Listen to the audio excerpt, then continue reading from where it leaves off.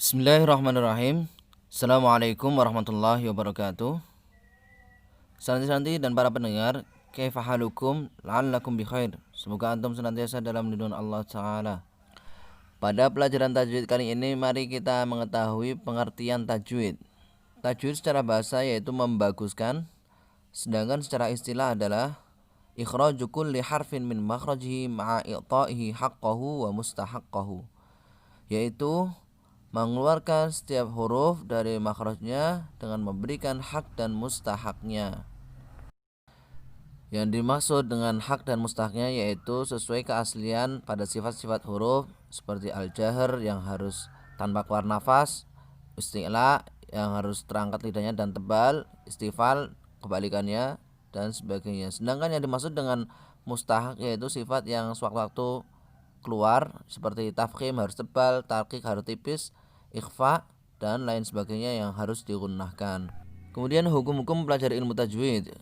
Hukum mempelajari ilmu tajwid secara teori yaitu fardu kifayah, sedangkan membaca Al-Quran dengan tajwid hukumnya wajib yaitu fardu ain. Dalilnya firman Allah SWT, warattilil Qur'ana tartila. Bacalah Al-Quran dengan tartil, surat Al-Muzammil ayat 4.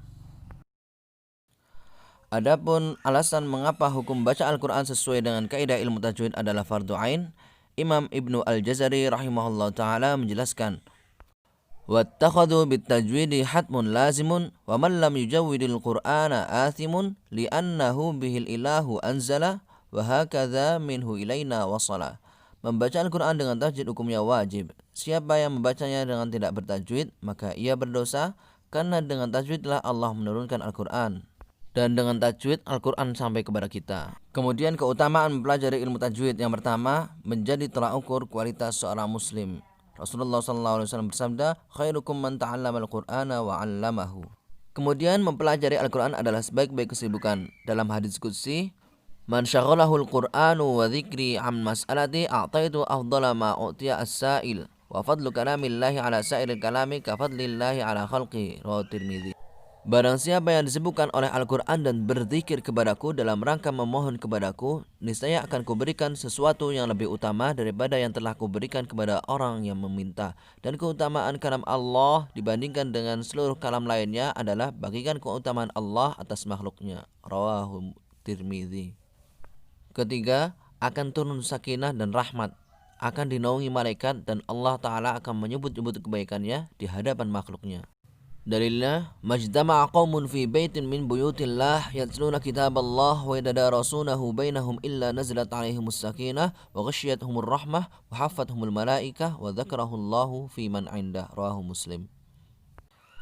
Tidaklah suatu kaum berkumpul di dalam suatu rumah di antara rumah-rumah Allah yaitu masjid, kemudian mereka membaca Al-Quran serta mempelajarinya, melainkan akan turun sakinah kepada mereka. Mereka diliputi oleh rahmat, dinaungi malaikat, dan disebut-sebut kebaikannya oleh Allah SWT di hadapan makhluknya, rawahu Muslim.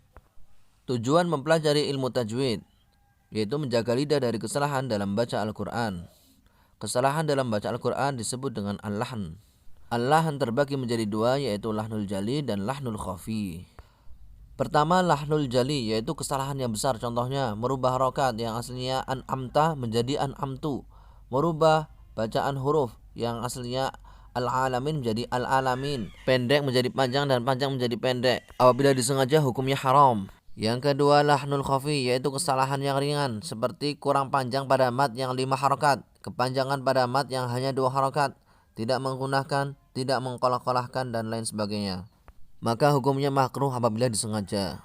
Selanjutnya, urutan atau tingkatan tempo bacaan Al-Quran. Tempo bacaan yang diakui oleh ulama qiraat ada 4, yaitu pertama at-tahqiq, bacaan Al-Quran yang sangat lambat dan bertajwid yang lazim digunakan untuk mengajarkan Al-Quran agar sempurna tajwidnya. Yang kedua at-tartil, bacaan Al-Quran yang lambat bertajwid sesuai standar, yakni pertengahan antara at-tahqiq dan at-tadwir. Ini adalah bacaan yang paling bagus karena sesuai dengan bacaan Al-Quran yang diturunkan oleh Allah Ta'ala. Warattilil Qur'ana tartila. Yang ketiga at-tadwir, yaitu bacaan Al-Quran yang tidak terlalu cepat dan lambat, yaitu pertengahan antara tartil dan hadr namun masih bertajwid. Kemudian yang keempat adalah al-hadr, yaitu bacaan yang paling cepat namun masih bertajwid. Biasanya digunakan untuk para penghafal yang sedang memurojaah pada tempo yang singkat. Thayyib, santri-santri sekalian dan para pendengar hafidhakumullah jami'an. Jadi kita itu dituntut untuk menjaga keaslian bacaan Al-Quran sesuai dengan bacaan yang diturunkan kepada Rasulullah SAW melalui Jibril AS. Fa'idha qara'na fattabi qur'anah. Apabila kami telah selesai membacanya, maka ikutilah bacaan tersebut. Mari kita bergiat-giat untuk mempelajari ilmu tajwid. Dalil yang lain, warattilil qur'ana tartila warattalnahu tartila, disebutkan oleh sahabat Ali bin Abi Thalib mengenai tafsiran at-tartil, yaitu tajwidul huruf wa ma'rifatul wuquf, yaitu mengetahui tajwid pada huruf dan mengetahui tempat waqaf ibtidanya, yaitu berhenti dan memulai bacaan.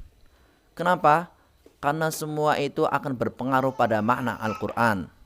Apabila kita salah dalam mengucapkan huruf, ya, hurufnya berubah menjadi huruf yang lainnya, itu akan berubah artinya.